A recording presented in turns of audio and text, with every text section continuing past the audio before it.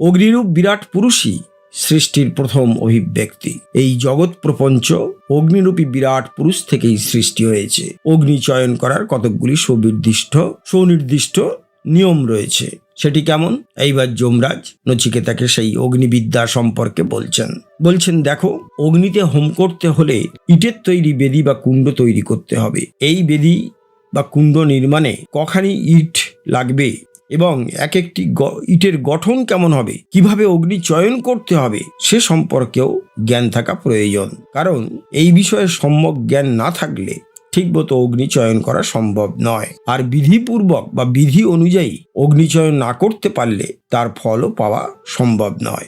এই কারণে যমরাজ এই বিষয়ে বিস্তারিতভাবে নচিকেতাকে বললেন। তারপর বারবার তা উচ্চারণ করতে লাগলেন নচিকেতা, এবং এটা দেখে যমরাজ অত্যন্ত আনন্দিত হলেন। নচিকেতার এই আচরণ যমকে খুবই প্রসন্ন করলেন।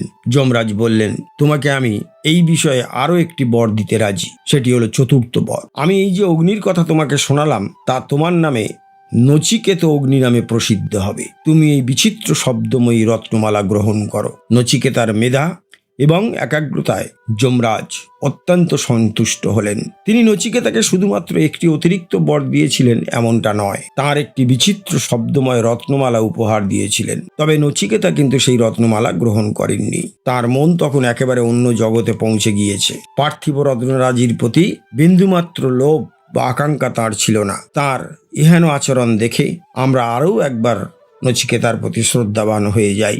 যে মানুষ পিতা মাতা আচার্যের সঙ্গে মিলিত হয়ে অর্থাৎ তাদের উপদেশানুসারে জীবন কাটিয়েছেন, তিনি জন্ম মৃত্যুকে অতিক্রম করতে পারেন। যে মানুষ বেদ, স্মৃতি এবং শিষ্যজনের আচরণ অনুযায়ী 3 বার নচিকেত অগ্নিচয়ন বা আরাধনা করেছেন, তিনি অমৃতলোকে গমন করতে পারেন। যিনি অগ্নিবিদ্যার অধ্যয়ন, অর্থবোধ এবং অনুষ্ঠান করেছেন, তিনিও তাদের সাথে এক আসনে বসতে পারেন।